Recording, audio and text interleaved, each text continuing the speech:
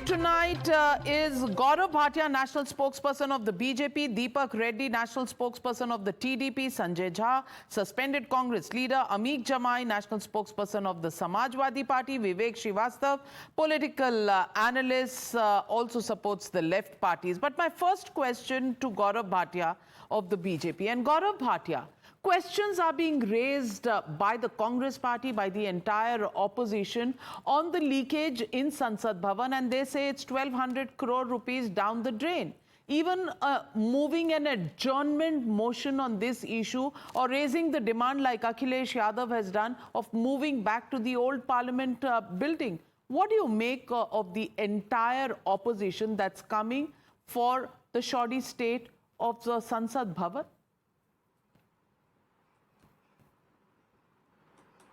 Navika, first of all, I think it is a very healthy sign if questions are raised, and the opposition is very much entitled to raise these questions.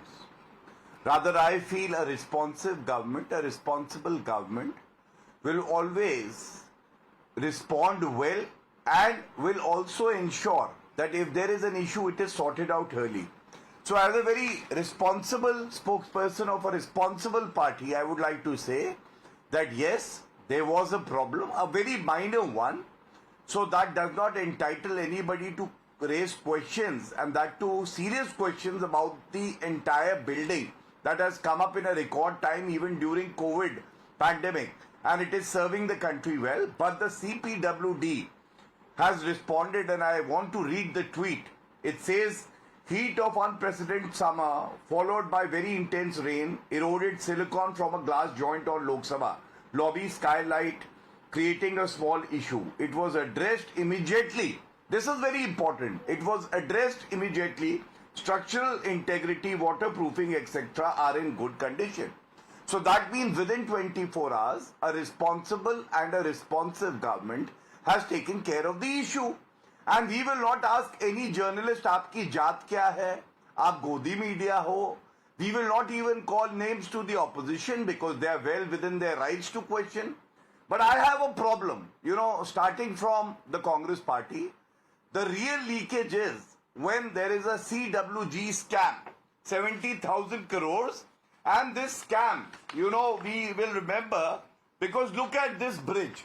This is a aero bridge. And what happens to it? It collapses completely. Just 12 days before the Commonwealth Games. So this is questionable. 13 people were injured. This is Congress government, the Ghotala government. This is the leakage. Second, 2G gate, 122 licenses cancelled. That's a leakage. Colgate scam, that's a leakage. And for the Aam Aadmi Party also, I want to say, जहां देखो वहां leakage है. नाविका जी, आप मुझे बताइए, the Delhi Jal Board and the Irrigation Department under Arvind Kejriwal, who's behind bars, is not doing his job well. We lost 3 of our fellow citizens. Who's to be blamed for that? There is a leakage, liquor scam. There is a leakage regarding toilets as classroom. That is a scam. There is a scam of Sheesh Mahal. And that is why I say, when accountability has to be fixed, the principle has to be the same for everyone. Bharatiya Janata Party is synonymous to accountability, and Arvind Kejriwal or Congress Party is synonymous to corruption. And people of India can see that. Well, Sanjay Jha, let me ask you this. When it came to the 3 young IAS aspirants, the Congress Party did not raise that issue in Parliament. Why? Because they would have had to question the Aam Aadmi Party government, and for appearance's sake, you would show that the opposition of Modi is united, even though you're not united on the ground. I want to ask you, when the issue of Wayanad was raised, the Home Minister had to get up and say that early warning systems were applicable. There were warnings sent on 23rd, 24th and 26th of July. There were also warnings sent on the 29th of July, which was a orange alert. And then 7 a.m., red alert on the day the landslides took place. Absolutely no heed paid to them. But Congress did not say anything.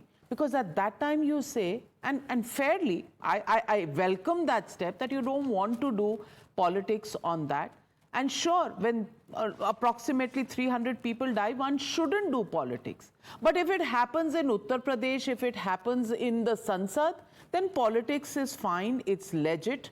But if it happens, in an opposition-ruled state, then, opposition or politics is not legit. These different standards, should we put them aside now? Navika, I will agree with you to a great extent. I do. I just feel that what you're witnessing under this new tenure of the Prime Minister, NDA 3, is a very astonishing and a disconcerting level of a governance deficit. And I'll give you those as an example. It is absolutely extraordinary that we have seen so many instances of airports crumbling, the infrastructure crumbling at the airports. We even have had deaths. I mean, that is, frankly speaking, it really does not make us look good. Forget in the eyes of the world, but it is actually mocking the taxpayer, the ordinary people of India who are funding this. People who are watching this program and at their homes have funded these airports. They are the ones who have funded these railway tracks and these new trains. And you've seen the number of train accidents that have happened. Then you look at the new parliament building, which Mr. Modi wanted to get done in a hurry. I agree with you that, there can be an explanation that the water seeped in because of some kind of a technical flaw or a structural kind of a fault line. But let's be honest about that. These are not expected. Tomorrow there'll be a security breach and somebody will say, this was just one of those things that happened. I mean, I can tell you there are big, well-known companies that have constructed the parliament office, the Central Vista. And somebody needs to explain, where is the due diligence? Has there been shoddy work? Has there been corruption? Were the deadlines changed to just meet a certain, Mr. Modi's fantasy before the 2024 elections? I just feel these are very serious issues that concern all of us. The politics is only because it's happening at such remarkable frequency that I think people watching this program are not interested in hearing Gaurav Bhatia and me get into some kind of a political slugfest. The ordinary people, through either direct taxes or GST, are funding it. Mr. Modi can try and create symbols that this is actually supported by the people of India. Politicians can brand it the way they like. They all have done it for a long time. But at the moment, we all have a right to ask, why is the infrastructure so shoddy and shabby? Why are people's lives at risk at airports, at railway stations, and now even at Parliament building? And Gaurav, for God's sake, Parliament houses the representatives of the people's choice. If they tomorrow are, say, not safe, there's a short circuit, the water logging leads to some other kind of a dangerous repercussion, what explanation will you give to the people of India? Because you created this whole hype over India's big infra push, and people are seeing today a very brazen exhibition of extremely subpar operational designs and performance. There can be no excuse for that. I hope you won't justify it. You spent a lot of time criticizing.